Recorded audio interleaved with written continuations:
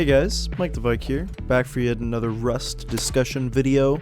Haven't done one of these in a long time, and I figured we needed to do another one.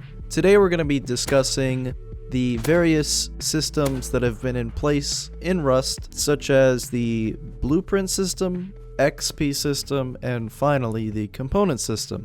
I'm hoping to go over the pros and cons of each system and then conclude with what I think is the best system. Before we get into the comparison, I want to bring up what is the point of each of these systems. What are we really talking about? What are they trying to achieve? These systems are designed so that instead of course, having access to everything right out of the gate, there is a progression.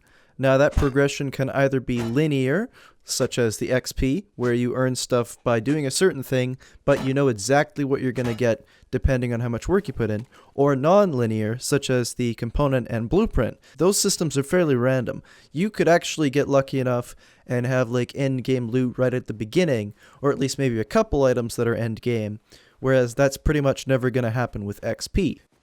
Okay, let's go into the comparison.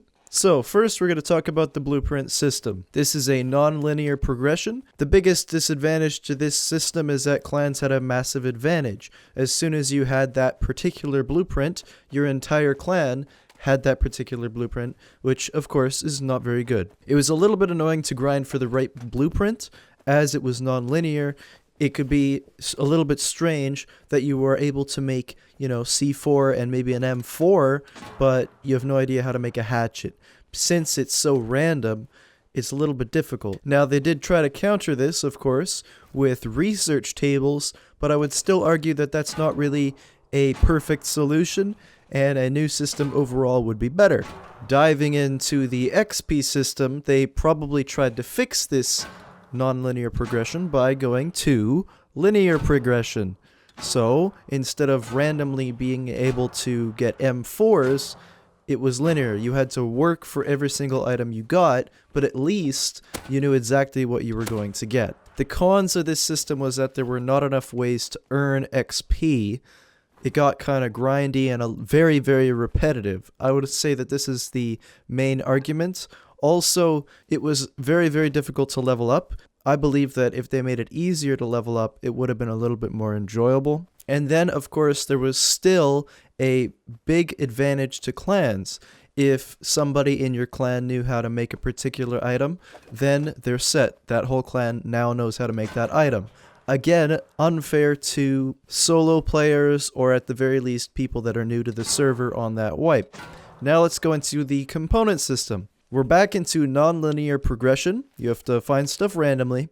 However, there is a level playing field on map wipes, which are still generally weekly, maybe bi-weekly, which is great.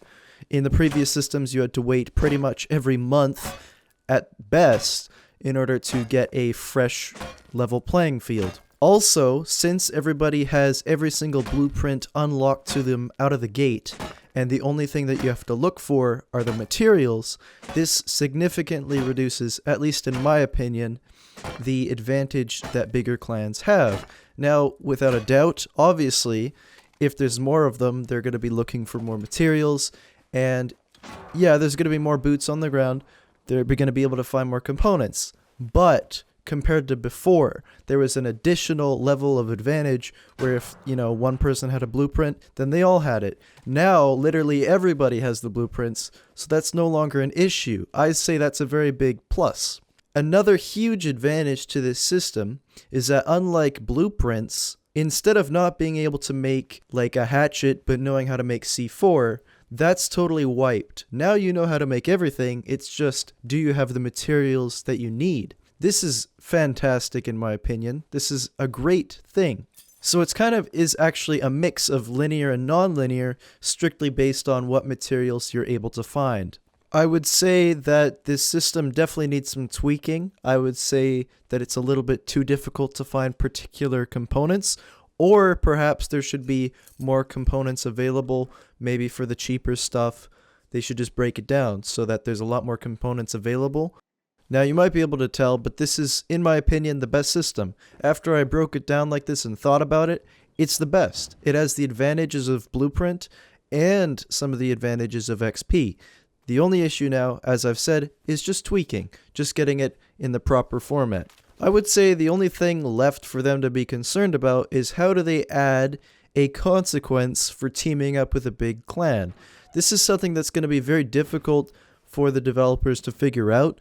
I remember them discussing disease, but I think that's just a stretch. I don't think that's going to go very far. Now, I actually do have some ideas, but I'm going to share that for a separate video, which should be coming out soon. But there is my very, very quick discussion or just a review of the different systems in Rust. Once again, I believe components is the best. I'd be curious to think, what is your favorite?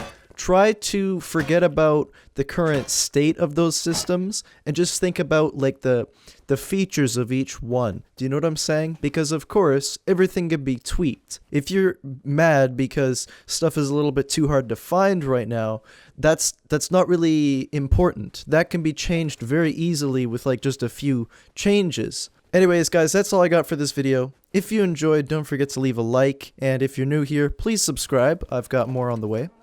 Thanks for watching, and I'll see you in the next video.